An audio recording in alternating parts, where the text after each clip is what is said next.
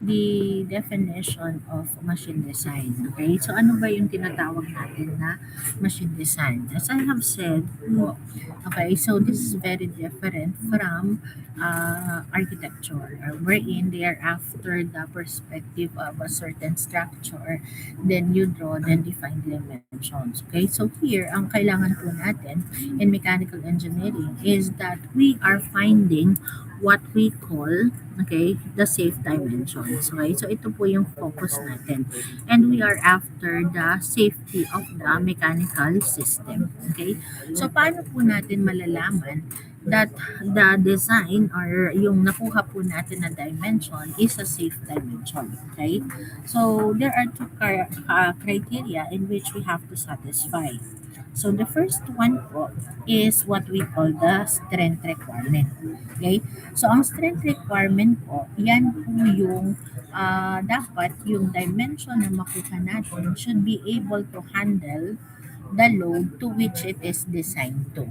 Okay? Halimbawa po, say hindi muna tayo mechanical component. Say ano lang tayo, yung chair, okay? Para madali nyo lang ma-visualize. If you are to design a chair, ano ba yung mga dapat mong i-consider? Okay? O anyone po. Base na lang po yung hand. Halimbawa, kung magdi-design ng chair, hahanapin mo ano yung magiging dimension ng chair na bubuin mo. So, ano yung kailangan mong malaman out of it? Anyone? Parex po Y- ako ng hand. yung load po, ma'am. Yes, James? Yung load po ng uupo, ma'am. Okay, yung load po ng uupo. Sino ba yung gagamit niya? Is it intended for yung mga adults ba? O dun ba sa mga bata? Okay, kasi of course, they do have the same size.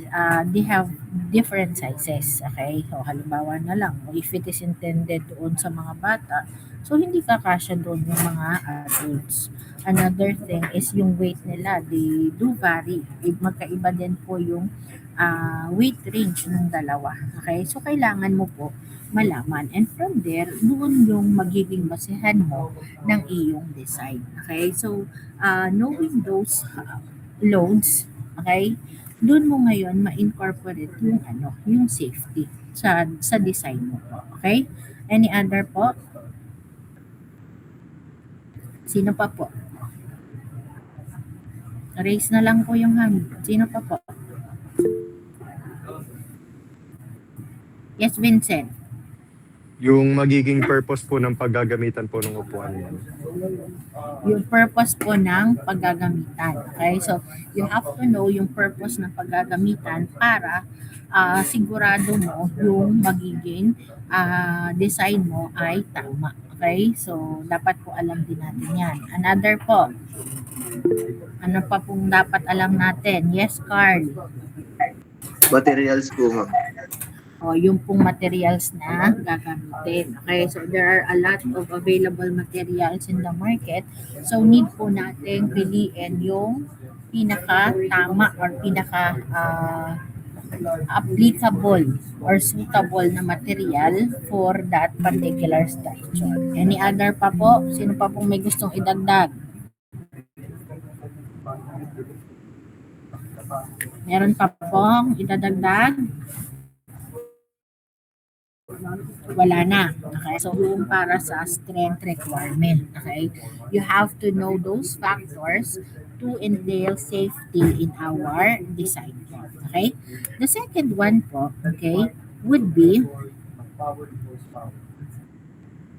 okay, so the second one po would be the economic side. Okay? So, bakit naman po kailangan natin yung economic side po na yun? Okay? So, yung economic side po, ito po ay kino-consider to lessen, okay, the operating cost nung ating dinidesign na structure. Okay? So, kailangan po yan para mapababa yung costing. Okay? Pag mababa po kasi yung costing, it will entail a bigger profit.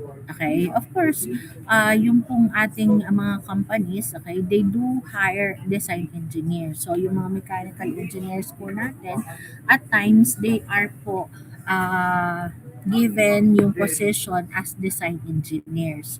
And ano po yung trabaho nila? Okay, so ang trabaho po nila ay pababain. Okay, pababain yung costing noong production ng isang component. Okay? So, pero palagi pa rin uunahin yung strength requirement. So, ihahanapin po ang dimension, ang material specification, base sa strength requirement, and pag meron na kung strength requirement na consider na po yun, hahanapin po yung mga available materials. So what are then the available materials? And from the available materials, pipiliin mo po doon yung may pinakamababang operating cost. Okay? Operating cost. Kasi mag-yield po yun ng mababang profit. But not sacrificing yung ating strength requirement. Okay? Kaya pinipili natin yung pinakamababa. Pero it does not mean na ito yung inuna natin. Kasi inuna mo muna itong i-consider. Okay? Pagtaas po kasi ng profit, yan po yung magbibigay sa ating mga companies, okay? Sila po yung magsusustain doon sa ating company. Hindi po kasi pwede ang company ay wala ding kinikita. Otherwise, ay ano po, wala ding mga gagamitin na expenses, operating expenses, okay? Yung kumpanya at siya'y magsasara. Okay, kaya need din talaga yung profit. So, yun po yung trabaho ng isang design engineer. Okay, so binabalance po niya between the strength requirement and that of the economics. Okay, so ganun po. Nakakalungkot nga lang po that minsan doon sa mga balita, katulad halimbawa ng sa flood control projects or pag merong mga sa kuna, biglang nabalita mo, you have yung mga structures na nag-collapse, okay? Yan. Ano po ang naririnig natin? So, base sa investigation, you have come up with mga substandard materials daw ang ginamit. Okay, so sa design daw, okay, so substandard materials ang ginamit ng contractor. Okay, so when we say substandard po, okay, ibig sabihin po doon, tinipid po yung materyales, okay, gumamit ng mga materyales na hindi siyang required doon sa design. Okay, meaning, halimbawa, sa computation mo, considering the strength requirement, gagamitin mo, say for example, is 1 inch, okay, na diameter para dun sa bakal. So, anong gagawin ni contractor? Sa halip na 1 inch ang bibilhin, gagawin niya lang is 7/8. Ano ang reason? Ano ba naman yung 1/8 na nawala? Okay, napakaliit naman ng 1/8. Pag susukatin nun, napakaliit lang. Okay, not knowing that yung 1 inch, yun yung magsasatisfy nung requirement. Okay? Bakit binili yung 7/8? Kasi mas mura yung 7/8 kumpara doon sa 1 inch. Mas mura yun. So, meaning, kapag mas mura yun, ang daming bakal yung kailangan. Okay? So, ibig sabihin, mas madami kang may yield na profit. Okay? Pero, ano yun, nasacrifice naman yung safety. Kaya kalaunan, anong nangyari? Bumagsak din. Okay? Bumagsak din. So, hindi po dapat ganun. Okay? Nauunahin natin yung economic side over that of the strength requirement. Okay? Lagi lang po siyang pumapangalawa doon sa strength requirement po natin. Okay? So, kung kayo na sana yung mga nandun sa mga ganong position, so lagi mong tatandaan yan. Okay? This is basic of the design. Okay? Lagi uunahin yung strength bago po yung economic side of it. Okay? Now, sa klase po natin, paano po naman maiipakita yung economic side sa design? Okay? Computation lang naman po tayo. Mainly po ay problem solving. So, hindi naman tayo dito magkakaroon ng mga canvas for the material except for doon sa design project natin. Okay? Pero sa simpleng computation natin, paano po natin mapapakita yun pong ating economic side of it. Okay? So, yung economic side po, makikita po natin yon through computation by simply stating our answer on what we call wait lang. standard sizes. Okay? So we will be using here po standard sizes. So when we say standard sizes, these are the commercially available ones. Okay? So these are the ones available in the market. Okay? So ang answer po natin, say for example, you compute for the diameter and you arrive at 1.28 inches. Okay? So this is your computed answer. Okay? So yung computed answer natin, para maipakita po yung economic side of it, you have to convert this into the standard size. Say, you have there 1 and 1/2 of an inch. Okay? So, yan po yung tinatawag natin as the standard size. Okay? So, ito yung gagamitin mo. You are to use 1 and 1/2 of an inch. So, paano ba napakita doon yung economic side kung simpleng kinonvert mo lang naman siya into a commercially available size? Okay? Paano naging economics yun? Okay? So, saan po yung pupasok? Okay? Ganito po kasi yun. If you have there the computed value of 1.28, this is a safe value ng dimension mo. Okay? According to the strength requirement. So, if you go to the hardware, wala ka namang makikita na 1.28 inches. So, wala pong available na bakal having this diameter. So, what would be available would be 1 inch, 1 and 1/4. You have there 1 and 1/2, 1 and 3/4, at saka say 2 inches. Yan. So, yan yung mga available sizes. So, pipili ka lang dyan kung alin ang pwede po natin gamitin. Alin yung pinaka malapit po dyan. So, alin yung pinaka malapit? This two. 1 and 1/4 and 1 and 1/2. Okay? But then, pag 1 and 1/4, yun po ay kulang. At yung 1.25 lang po to is 1.5. Kaya, you have to use the 1.5.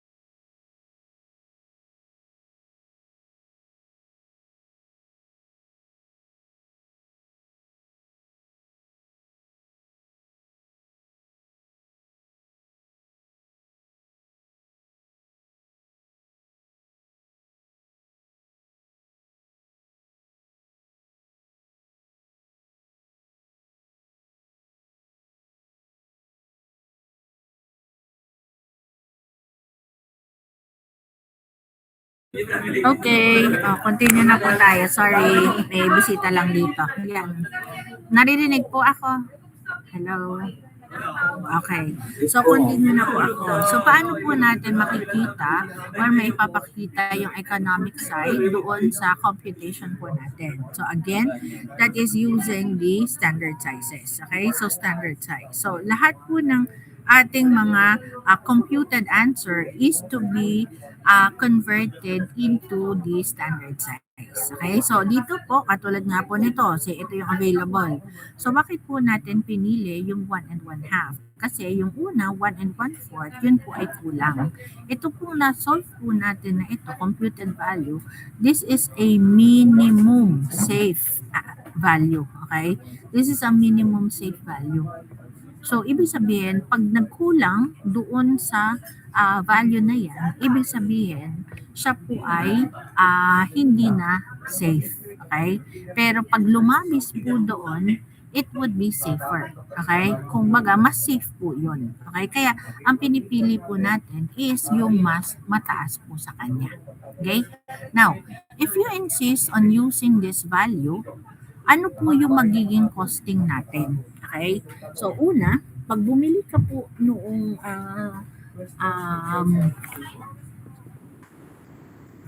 pag bumili ka po nung structure na yon or sinong bakal na yon, nung material na yon, you have there the original cost of the material. Okay? So, this is the original cost of the material. So, yan po yung presyo. Say, for example, nung 1 and 1/2 inch na binili mo. Okay? And then, if you insist on using 1.28, sorry po ay 1.5, so pababawasan mo. Sabi mo ay, ma'am, ang aking na compute ay 1.28. Yan yung dapat na gamitin nating diameter. So, ang gagawin mo, yung 1.5 na yon, dadalhin mo to the fabrication shop, pababawasan mo yung diameter until you meet 1.28. So, madadagdagan ngayon yung cost natin ng fabrication cost. Okay? So, this will make the total cost of your material. Okay? So, may nadagdag na ganito, fabrication cost. And that is against the law nung atin na economics. Kasi ang ating ultimate aim ay mapababa ang operating cost. Pero nagdagdag ka ng free cost, so yun ay sala. Okay? Kaya ano dapat gawin? Hindi mo na siya gagamitin 1.28. Hindi mo na siya gagawin 1.28. Ang gagamitin mo na is yung 1 and 1/2 inch. Okay? Bakit? Kasi yung 1 and 1/2 inch, in terms of the safety, okay, mas safe itong gamitin kaysa 1.28 kasi ang 1.28 is minimum safe value. So pagtaas ng value, mas magiging safe po yun. And this is 1.5. Okay? So mas safe siyang gamitin. And at the same time, ano lang yung magiging costing mo? It is simply the original cost of that is already your total cost na wala na itong fabrication cost. Okay, wala ka nang dadalhin sa shop para bawasan yung diameter niya. So, mas economical siya and po siya. Satisfies these two requirements, okay? Strength and economics. Okay? Kaya yun na mismo ang ating gagawin. No need for additional fabrication or machining. Okay? So, dun mo ngayon mapapakita yung economic side by simply converting it to the standard size. Nakuha po ba? Naintindihan po? So, kaya pag yung answer mo is simply dito sa iyong computed value, wala ka pong makukuha dyan na points. Okay? Kailangan ma-convert mo siya into the standard size. Okay? Now, ang question ay, bakit ba hindi aring 2 inches ang bilhin natin? Okay? Sabi nyo nga, paglaki ay pag-safe. Ari 1.5. Ari po ay 2 inches. So, mas safe po ito. So, bakit hindi yung 2 ang ating gamitin? Again, babalik tayo dito sa economics. Why? Mas mataas ang original cost ng 2 inches kumpara sa 1 and 1/2. Kaya dapat yung pinakamalapit dun sa computed value. Dahil pag laki naman ng size, edi pagmahal naman ng material po natin. Okay? So, you need to balance na to. Okay? So, ganun po natin ang ginagawa natin sa design. Okay? So, ganun po. Now, we go to the essence of designing. So, when we say essence of designing, we are building here po the design procedure. Okay? So, ito po yung magiging guidelines natin for the design procedure. So, ano po yung magiging guidelines natin? Okay? So, ito din po yung ipa-follow natin kahit ano pong mechanical component yung ating i-design. Okay? So, the first one is to know the property of the material. Okay? So, you know the property of the material as to the code and as to the strength. Okay? So, when we say property of the material, mahalaga po yan sa design. Okay? A material that is ductile has a different property kesa doon sa brittle one. Okay, we all know kapag brittle, yan po yung malutong, madaling mabali, madaling mag-crack.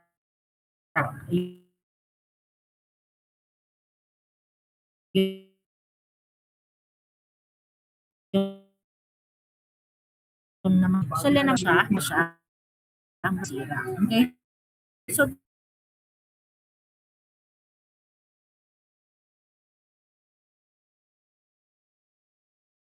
natin kung applicable. So, no, okay?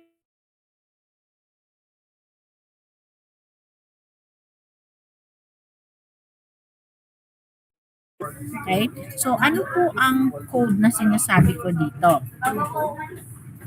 So, yung code po, yun po yung AISI and SAE designation, okay? Specifically for steel, okay? So, ano ba yung ibig sabihin ng AISI and SAE? AISI, that's an acronym, same thing with SAE. These are agencies that are engaged in designating steel. Designating meaning they are naming the steel as to its composition. Okay?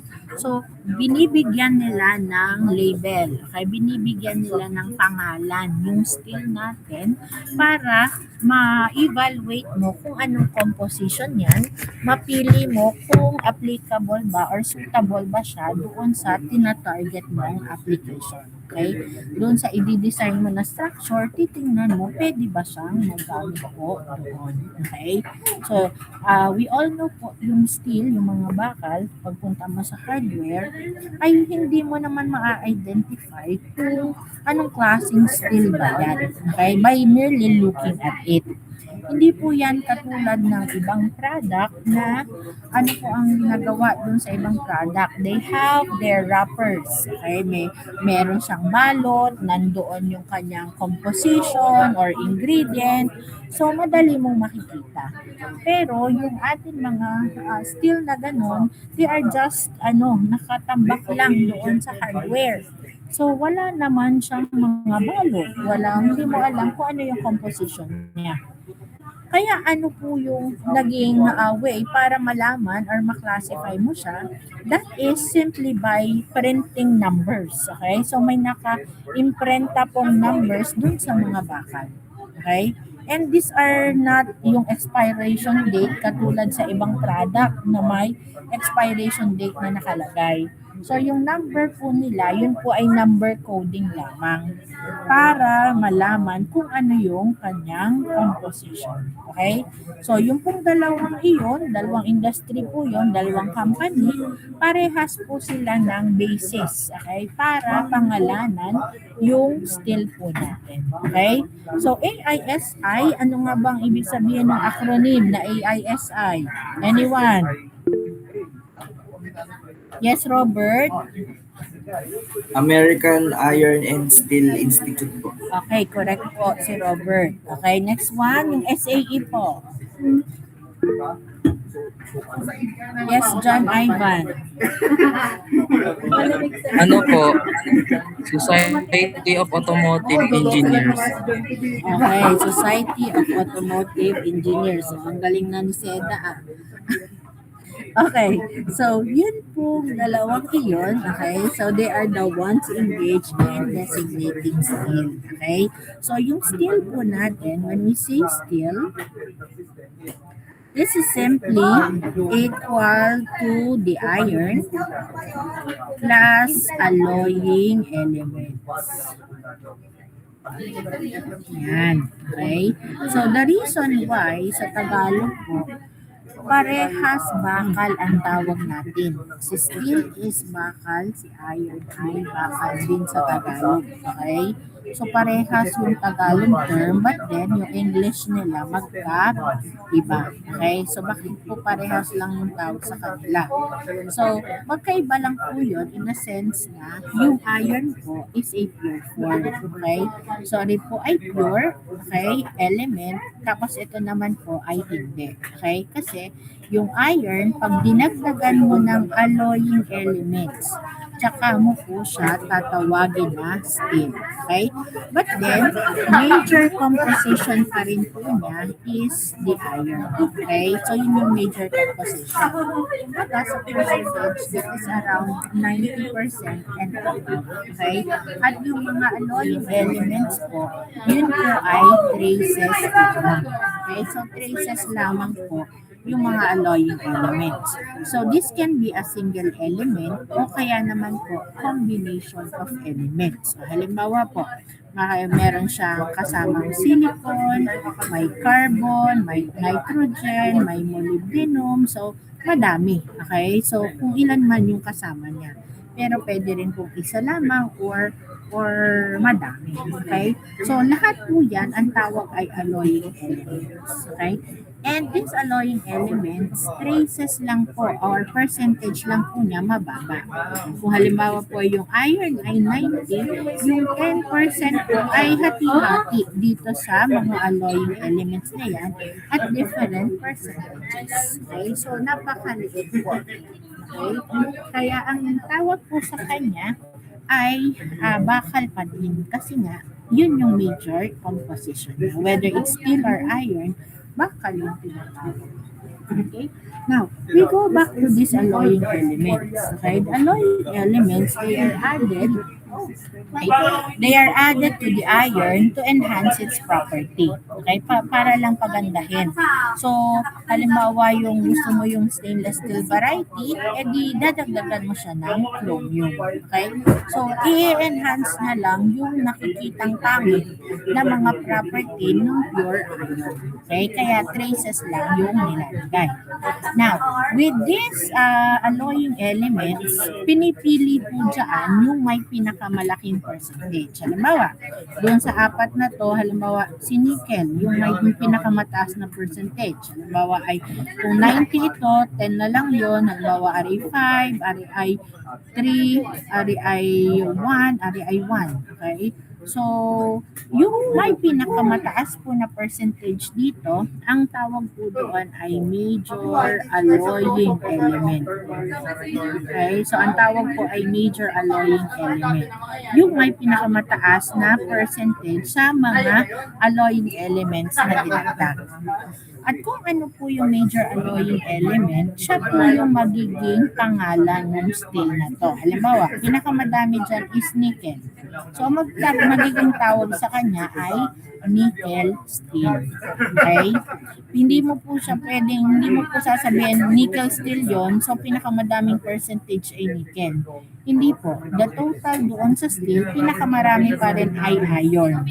Pero doon sa lahat ng alloying elements, ang pinakamarami na yung nickel. Kaya siya tinawag na ganong klase ng steel. Okay? Maliwanag po ba yun? Naintindihan po ba? So, overall, ibig sabihin nun, second to the highest, okay, ang amount noong major alloying element natin.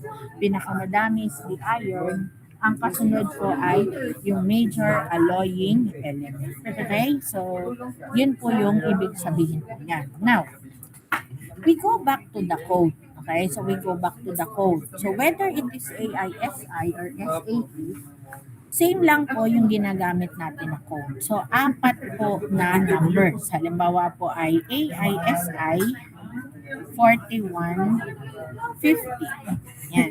Okay, so apat po na numbers. Okay, or say, SAE naman po, ganun din. So, SAE 2320.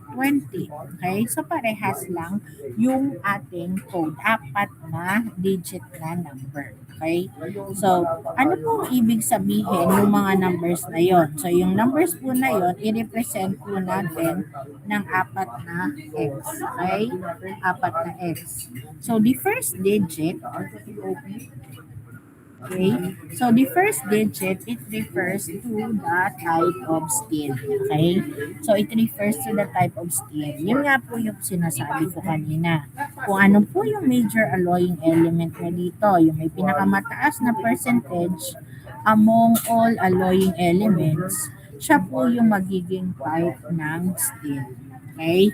So, dito po, ang posible po nating makita is from 1 hanggang 9. Okay? Kapag 1 po yan, it is a carbon steel, a plain carbon steel. Okay? 2, 3 hanggang 9. So, may listahan po tayo niyan. Pakibalikan nyo na lang po doon sa inyong materials, engineering, and testing. Ano ba kung nakita natin 2, 3, 4, 5 hanggang 9 po. Okay? O katulad po sa sample natin, ari po, 4150.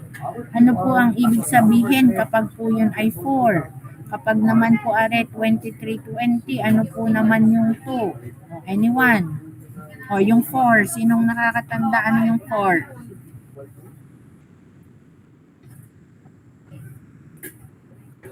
Hello? Oh, ano po yung 4? Kapag po 4 yon. Or kapag po 2, ano po yung 2? Oh, yes, Cristel. Pag 4 po ay molybdenum, pag 2 po ay nickel steel. Okay, very good. Okay, so kapag po 4, yun po ay molybdenum steel. So, ari po ay molybdenum steel. Molybdenum steel. At ari naman pong isa, this one is a nickel steel. Okay? So, yun po ay base sa unang digit. Again, ibig sabihin po niyan, sa mga major alloying elements, yung molybdenum ang may pinakamataas na percentage. Okay? So, iron plus molybdenum plus other elements. Okay? Dito naman po kapag nickel steel yan, iron ang pinakamadami, kasunod ay nickel plus other alloying elements. Okay, so yun po ibig sabihin nun. We go to the next digit. So the next digit refers to the percentage of major alloying element. So kung ano po yung type ng steel, yun po yung major alloying element. So yung kasunod po na number would simply be a percentage of it. O, katulad po na rin. So ari po ay 1. So ibig sabihin, approximately 1% of molybdenum is present. Dito naman, we have there 3. So approximately 3% of nickel is present in the steel.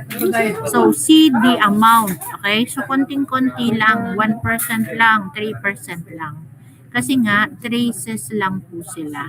Pinakamadami pa rin po sa atin is the iron. Okay? So iron pa rin po yung madami. Okay? Kaya maliit lang yung percentage. So yung second number po, yun po yung percentage kung anong element yung nandun sa unahang digit. Okay? And then the last two numbers po, so these last two numbers, this refers to the points of carbon. So magkasama na po yung dalawa. Okay? Magkasama na po kaagad. And halimbawa po ito, 50. So meaning this is 50 points of carbon. Okay? Dito naman po, so meron tayong 20 points of carbon. Okay? So, these points of carbon, iba po yung points dun sa percent. Yung padalawa po kasi ay percent na kaagad. 1%, 3%. So, if you wish to convert this into percentage, so ari po ay equivalent to 0.50%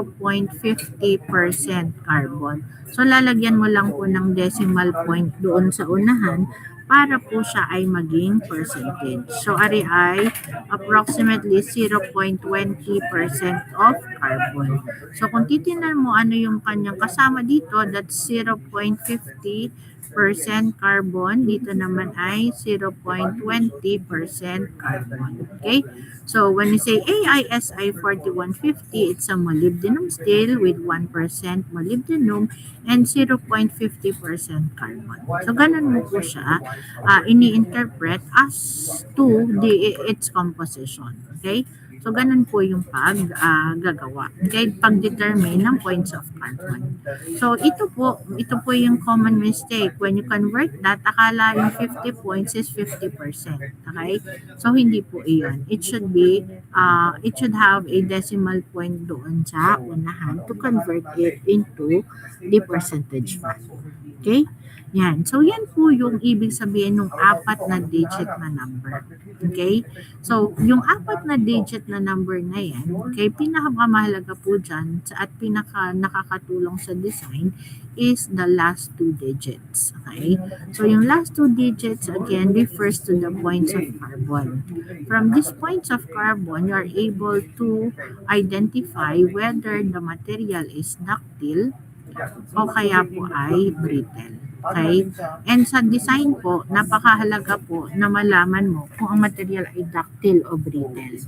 Kasi magkaiba po yung nagiging basis of design for these two materials. Okay? So, magkaiba.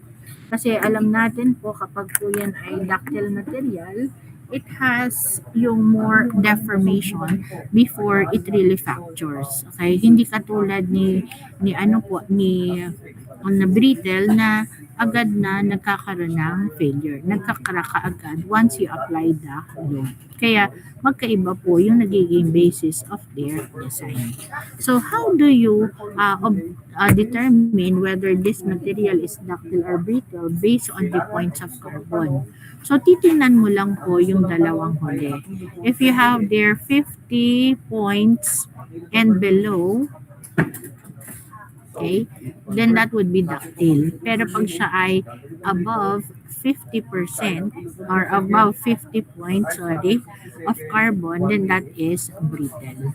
Okay? So, dun lang sa dalawang huli.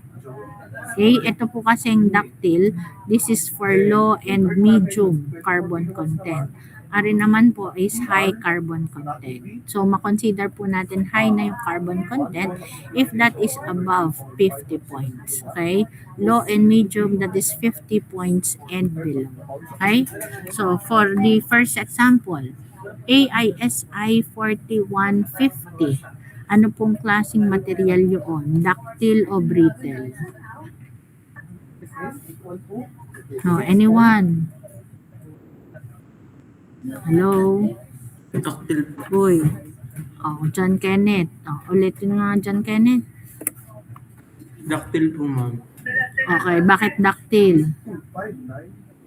Dahil po nung last 2 digits po. Okay, yung last 2 digit, you have there 50. Okay? So, eksaktong ductile po iyon. The second one, SAE 2320. Anyone? Hello? Ductile Ayan. ma'am. Sino nagsalita na yan? Cyril ba? Alcazar. Si James. Okay. Ano ulit yung Ductile James? po ma'am. Yun ay ductile. Bakit ductile? 50 points below po ma'am. Below 50 points po siya. Okay, below 50 points. Kaya siya ay ductile. So, yun yung ating sa design. Kailangan natin ma-determine whether ductile or brittle. So, tingin lang sa dalawang huling numbers. Okay? So, whether it is AISI or SAE, parehas po yung description ng 4 na numbers. Okay? Ano lang po yung pinagkaiba po nung dalawa? Okay? Ano po yung pinagkaiba? halimbawa, itong si AISI, si SAE, si AISI po, may dinadagdag tayong letters o kaya naman group of letters. Halimbawa po, may nakita kayo doon, AISI 4150 WQT o kaya naman ay AISI C1020. Okay? So may letter ka, makaring nasa unahan o group of letters na nasa likuran. Okay? Pwedeng isang letter o madami. Okay? So, what are these letters for? Okay? So, yung letter na idinagdag po, doon sa atin na designation pertains to the process na in-undergo ng material. Okay? So, it is only AISI na naglalagay po nung ganoong mga letters. Si SAE po, wala. Just the 4-digit number. So, if you have their AISI C1020 versus SAE 1020, ibig sabihin po niyan, parehas lang ang composition niyan. Okay? Parehas lang kung anong ingredient or composition niya. Okay? So, wala po yung pinagkaiba. Ang pinagkaiba lang niya are the agencies na naglagay ng pangalan sa kanya. Okay? So, but then definitely the property of the two, parehas lang po yan. Okay? So, again, yung pong WQT, yung C, or any other letters po na dinadagdag, pakihanap nyo po yung kanyang mga value. Okay? Ano ba yung ibig sabihin? Pag nakakita ba ako doon ng C, ano ba yun? Yung WQT, that is the water, quench, and tempered. Meaning, paiinitan mo siya, tapos babagahin hanggang ilublob mo sa tubig. Okay? So, in that way, ma-enhance po yung kanyang property. Okay? Na-enhance yung kanyang property kasi nagiging matibay using that process. Okay? So,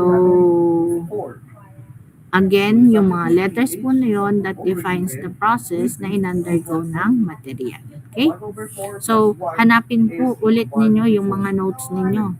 Pag mayroon bang letter A dyan, letter B dyan, okay? Anong ibig sabihin nun? Okay? Kapag may OQT, anong ibig sabihin po noon? Okay? So, yun po ang major na pinagkaiba ni AISI versus that of SAE 2320. Okay? So, yan po yung ating knowing the material. Balik ko po din eh. Know the material as to the code. Rin na po yun. Okay? O, kailangan ma-identify mo kung ductile siya o brittle siya. Okay? Pangalawa is know the property material as to the strength. Okay? As to the strength. So, alin naman po yung tinatawag natin as the strength of the material? So, yun po yung sigma U at saka po yung sigma Y. When you say sigma U po, you call this the ultimate strength. At alin naman pong sigma Y, this is the yield strength. Okay? So, ultimate strength and then the other one is the yield strength. When you say ultimate strength po, yan po yung pinakamataas na point sa stress strain diagram. Okay? So, kung matatandaan nyo po on our materials you have your tension test. Okay? So, yung bakal, tapos inilagay sa UTM. Okay? So, ano po ang nandun? So, we come up with, nakita nyo po doon yung graph, okay, ng stress at ng strain. Simula muna, tapos tumataas, tapos hanggang sa bumababa, tapos tumaas uli hanggang pababa na pababa. Okay? So, yung nakikita mo po doon, yung highest point po doon sa curve po na yon. Okay? So, yan po yung ultimate strength, sigma U. Okay? So, hindi pa po napuputol, pero nakikita mo yung ultimate na nandoon sila. Okay? And then, pinakamataas na yun, tapos pababa ng pababa dun sa graph natin. Nung hinihila natin yung test specimen. Okay? Yan po yung sigma U. Ito naman po yung tinatawag natin as sigma Y. Okay? Ang sigma Y naman po, that is your yield strength. Sa yield strength po, ano po mapapansin natin? Dito po, kung mapapansin nyo, halos constant sa banda po ito. Mula po dito, dito hanggang dito, halos constant po siya. Okay? So, ito po yung atin na sigma y. And then this one naman po is your strain y. Okay? So, ito po yung sigma y natin. It is the yield strength. At this particular point po, mapansin nyo po, dito po ay flat. Okay? Ibig sabihin lang po niyan, pag nag-increase ka ng force or load, tumataas ang iyong ultimate strength, tumataas yung strength mo. Okay? Until such time dito na po, wala kang ina-add na load, but then, continuous lang siya na nag-elongate. Okay? Until hanggang pumunta na ulit dun sa dulo. Okay? So, ari po yung sigma u at ari po yung value ng sigma y. Okay? So, that would be the yield. Tinatanggal niya, yun yung purpose ng ano natin, yun yung purpose ng ating refrigerating system, di ba? Ito yung, Okay? So, yan po yung hahanapin natin dito. You find the value of the sigma u and the sigma y values. Okay? So, saan po natin yun makikita? We go to the design tables. Okay? So, ilipat ko lang po din po sa design tables. refrigerating system. Nagigits na yung point. Ganun yung sistema niya. Yung purpose ng refrigerating system ay para tanggalin yung heat dito.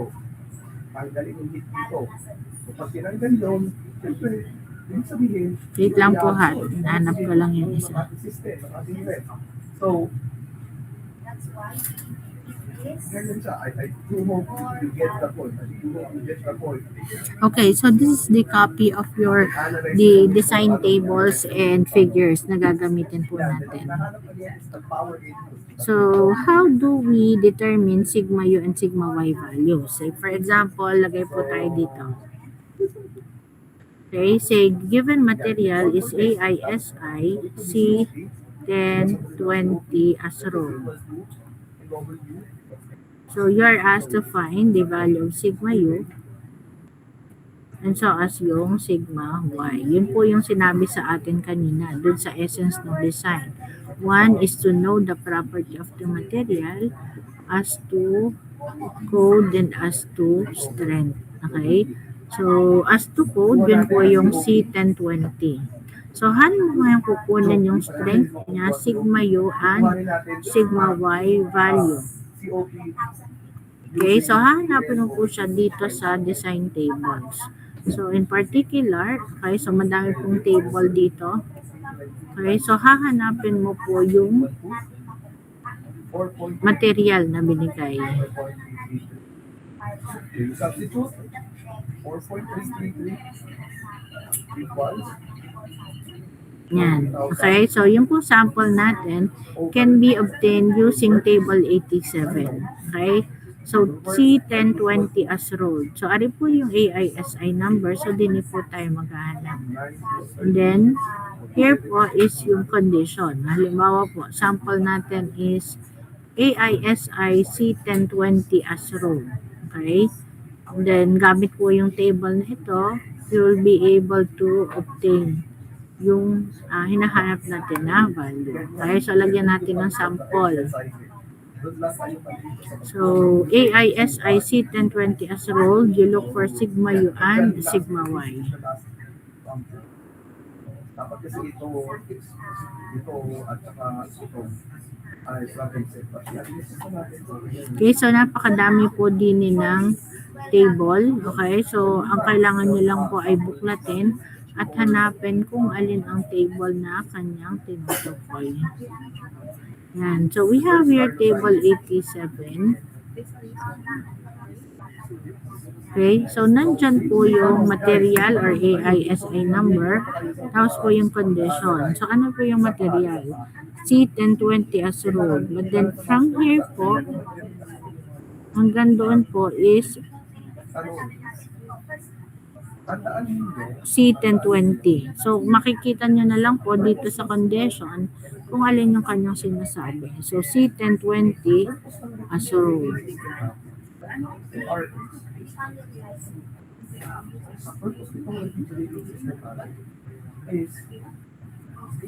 Okay?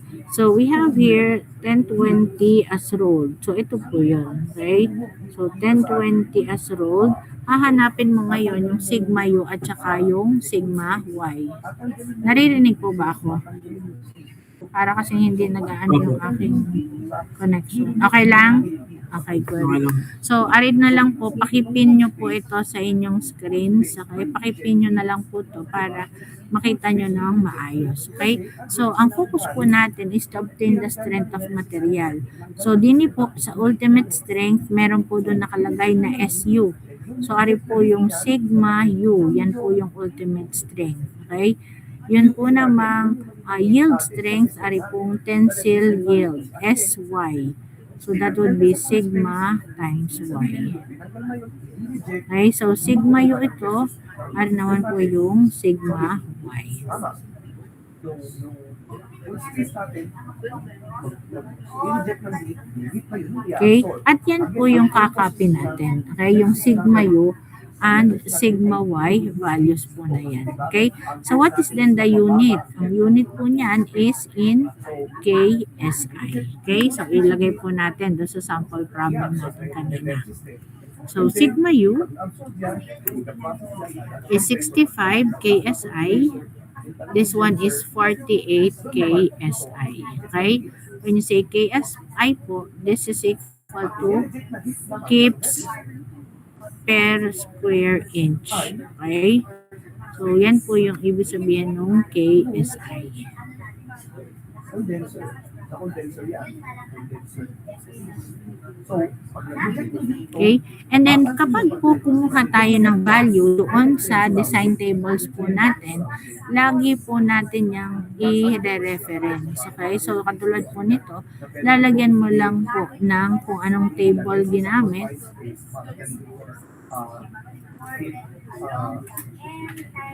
And the page number. So, in this case po, dun po natin siya nakita sa table 87. That is page 14 nga ba? Check po natin ha. pinapababa natin temperature. So, pagkatanggal ng heat yan, automatic sabihin yung food space ay Yan. Ito po yung ating 87. And then, ano po ang page number? We have there 14. heat added sa system. Ganun siya. So, kailangan ma-analyze siya ng mabuti. Kasi again, magkakamali kayo sa periods. So, doon lang naman kayo magkakamali. Doon na kayo magkakamali. Nalilito na ako sa aking presentation. So, this is table 87, page 14. Okay? So, dun mo po na inilalagay. Hindi po pwedeng wala kang nakalagay na reference table kung kinuha mo po siya doon sa table po natin. Otherwise, I will assume these are simply copied. Okay? So, kinapi lang po yung mga entry na yon at you will be penalized accordingly dun sa act po na ginawa. Okay? Kaya palagi po, you put in there the reference table para po wala tayong maging problema. Okay? So, ganyan po ginukuha ang sigma U at sigma Y. Okay?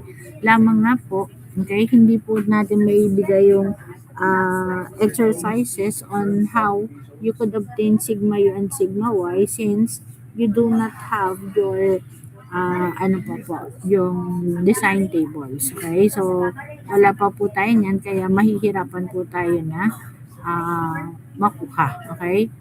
So, ganun po. So, this is what we call as your material specification.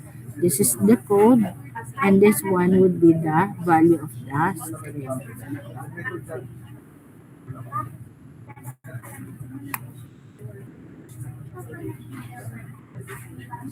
Okay, so dito po sa tables natin, napakadami po dito ng tables. Huwag niyo pong iisipin na sa table 87 lamang. Okay, kasi ito po 84, 88, okay?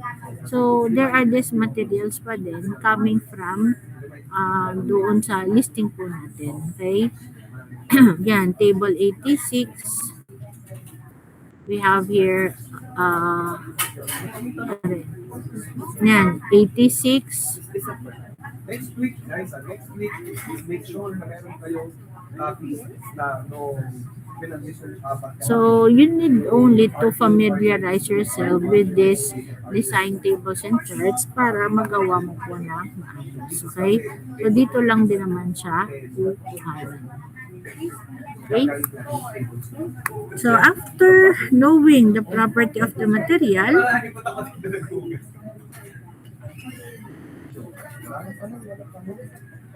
yan.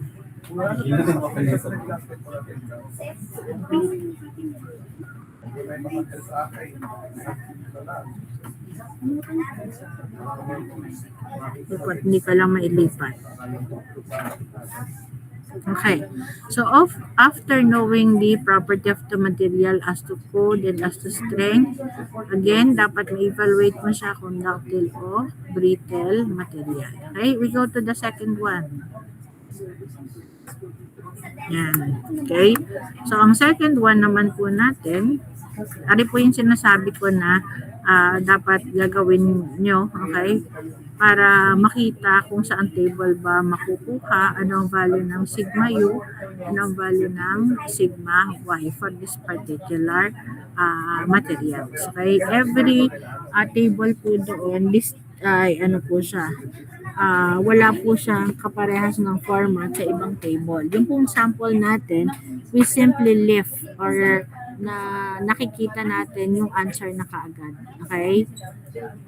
So we simply lift the value of sigma U at saka yung sigma Y. Kinapi lang po natin. But then there are those na meron pang mga iba pang seremonyas. Hindi agad makikita ang sigma U at sigma Y not unless say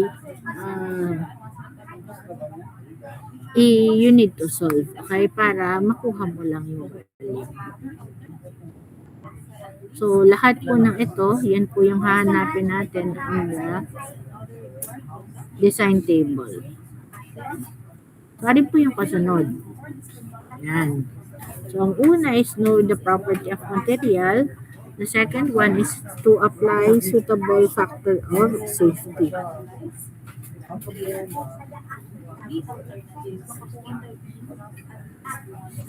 Okay, when say factor of safety, another term for it is design factor. Okay, so factor of safety or the design factor.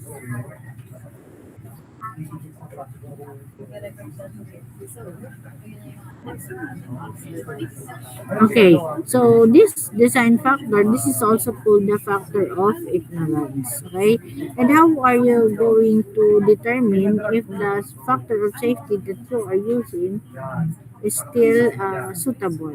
Okay, so you have to check on this three. para mawala yung nasulat yung nakalagay dito. Okay, so what is the available factor of safety? It depends on this three, right? So the first one is the kind of load. Okay? So ano po yung kind of load? It can be a dead load, it can be repeated, and reverse. Okay? So yun po yung kind ng loading. So halimbawa po, ginawa mo po nag-tap ka lang ng isa sa table. So that's the load you applied.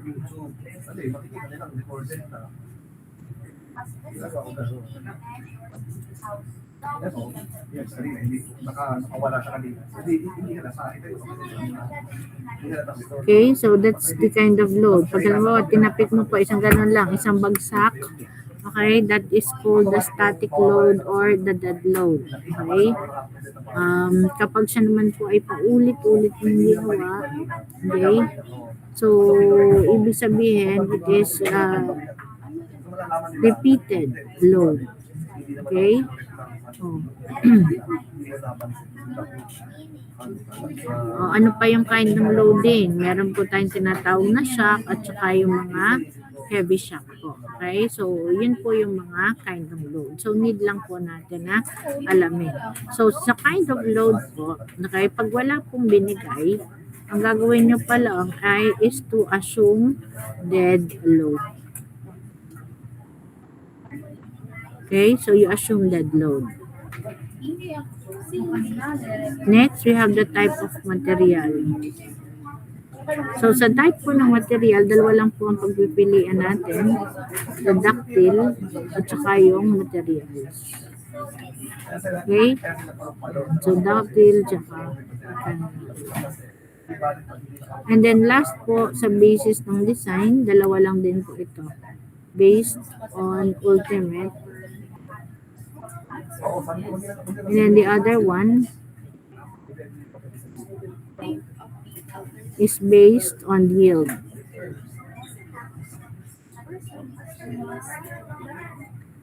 Okay, so yun po yung dalawa. Based on ultimate and based on yield. And then, paano ko po malalaman yung basis ng design at yung type ng material? Type of material can be obtained using yun pong ating points of carbon. Okay? Ang basis of design naman po, it is through analysis dun sa problem. Kung binanggit po dun sa problem, halimbawa, I solve the diameter considering the design based on ultimate strength. Okay? So, yun ang gagamitin po natin. Okay? Ganon din po sa yield, based on yield. Okay? Kung na-mention po. Pero kung hindi po na-mention, it will kayo na po yung magde-decide kung alin po yung gagamitin. Okay? But then ideal po, ang gagamitin mo po dyan ay yung DBOO. Ano po ang ibig sabihin niyan? Design, yield, brittle, ultimate. Okay? So, kapag po hindi mo alam yung walang sinabi as to the basis of design, yun lang type ng material ang sinabi, then ito po i-apply natin.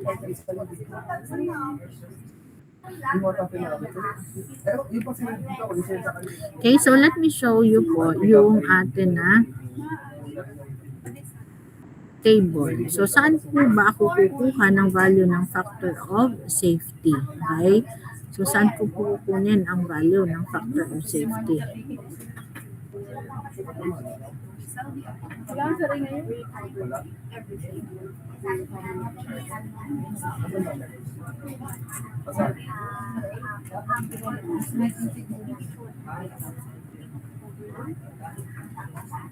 Yan, okay?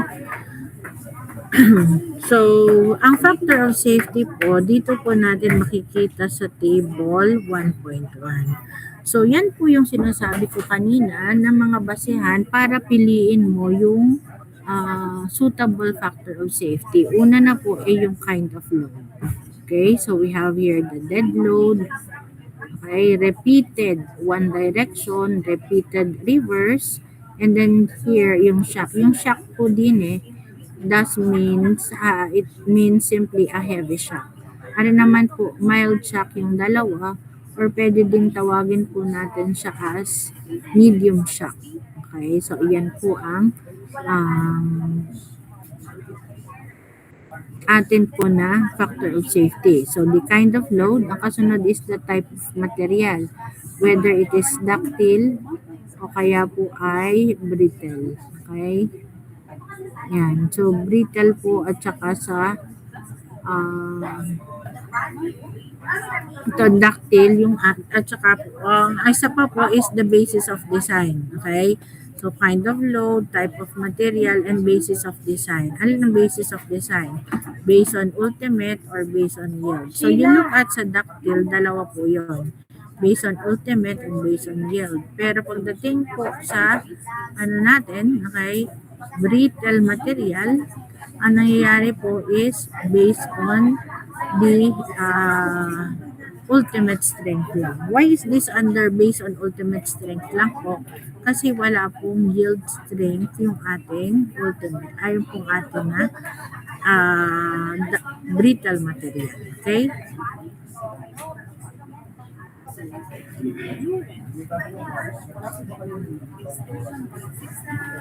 Okay, so paano po natin yung gamitin? Mag-sample lang po tayo saglit. Okay? So, una, you are given AISI C1020 as rolled for a repeated and reverse load.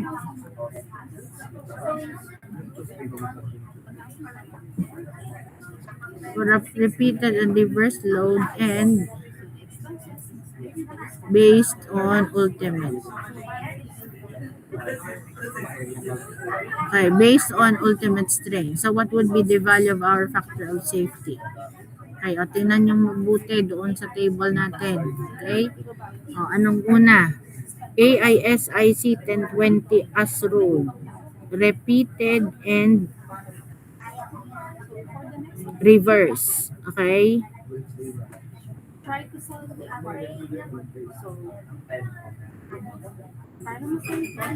Ano po ang factor of safety? Pakitingnan nyo po dyan. Una nyo po ay yung kind of load. Anong kind of load?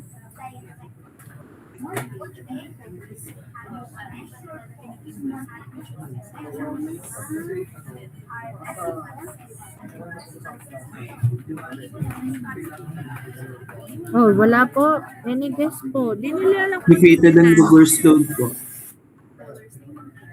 Kaya nga, repeated and reverse load. Anong factor of safety? Repeated and reverse load. So, ari po yun. Repeated, reverse. Okay, tapos, anong type ng material? Ductile o brittle? Ductile po. Ductile. Okay, so ari ang ductile. Anong basis ng design? Based on the ultimate. Hindi pala maintindihan ang sulat ko. Sorry. Based on ultimate strength. So, ari po yun. Based on ultimate, ductile, and repeated reverse. So, alin po yun? Ari po yung 8. Okay? Okay, very good. Okay, so Fs is equal to 8. Tapos, ilalagay mo uli ang reference table. So, table 1.1, page 1. Okay? Another example. Halimbawa naman, ang binigay lang ay AISI C1020 as rolled. Tapos, repeated and reverse. Wala na, hanggang doon na lang. So, walang binigay na basis of design. So, ano yung kanyang Fs? Sagot?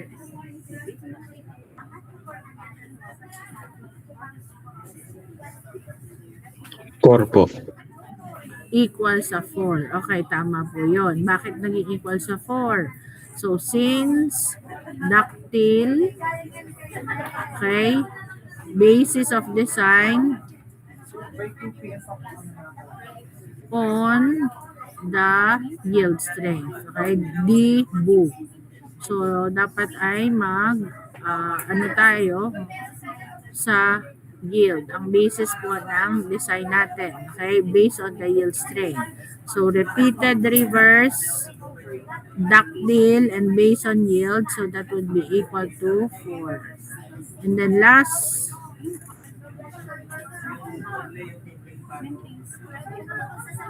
ano po yung last? So, this one is Fs is equal to 4. And then the third one po, kung ang binigay lang sa atin is AISIC 1020 as rolled. Ano po yung ating value ng Fs? Ano po ang Fs kapag tingnan nyo yung diferensya ng tatlo ha. Nawala. Ay kompleto. May type ng material, okay? Ito, base doon sa carbon. May type of load, okay? At yung basis of design, based on ultimate. Ito naman sa pangalawa, may material, may load, wala lang yung basis, okay? But since this is ductile, so it should be based on yield. So you come up with this factor of safety. Okay? So, for the third naman po, anong lang ang nakalagay sa iyo? Yun na lang material, C1020. Okay? So, yung C1020 na yun, okay, ano yung magiging factor of safety po niya? 1.5 to 2 po. So, ang nakalagay po dun, ma'am, okay? Okay, wala po aring nakalagay na type of load. So, ang gagawin mo dyan, assume dead load. Okay? Pag wala pong binigay, you assume dead load. Okay? Pagdating naman sa material, anong klaseng material? 1020 is ductile. Okay? So, in that case po, ductile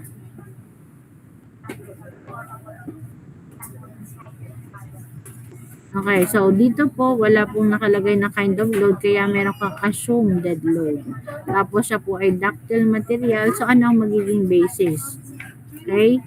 Based on yield. Okay, bakit po naging based on yield? Kasi siya ay ductile. Okay, so you recall simply yung debut. Okay, so in that case po, ang ating pong makukuha is 1.5 up to 2. Okay?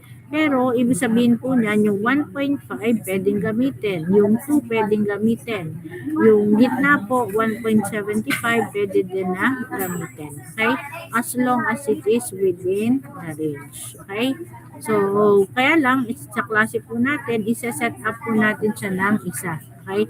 Alin po yung gagamitin natin? Let us make use of the maximum value. Okay? So, maximum value po ang iset natin. Kaya, ano magiging final mo? Fs is equal to 2. So, hindi po natin sinasabing mali ang gumamit ng 1.5 o nasa pag-itan. Okay? Hindi po yan mali. Tama din po yun. You will simply arrive at different answers. So, nilalagay na lang po natin ang gamitin ay yung hulihan para mag-arrive kayo sa iisang sagot. Okay, mahirap naman po yung mag-check ng kung gaano kay dami, ganun din.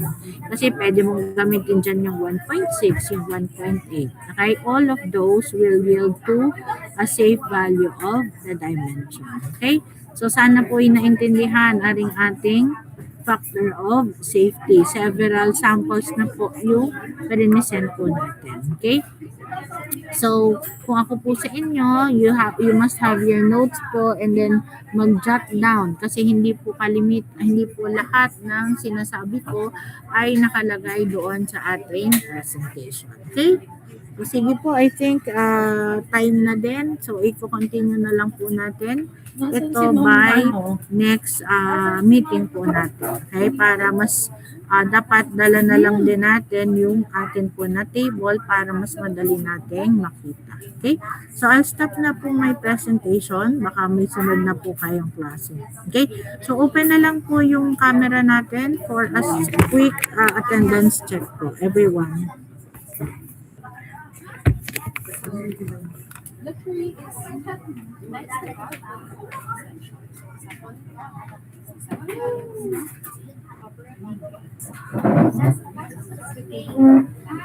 Okay, sino ang coordinator natin dito?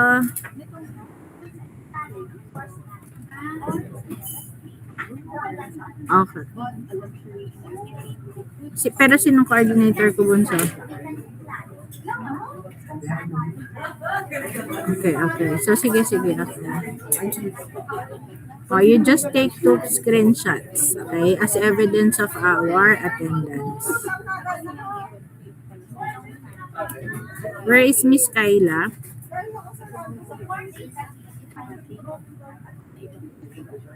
Anyway, you take the screenshot na lang. Dave.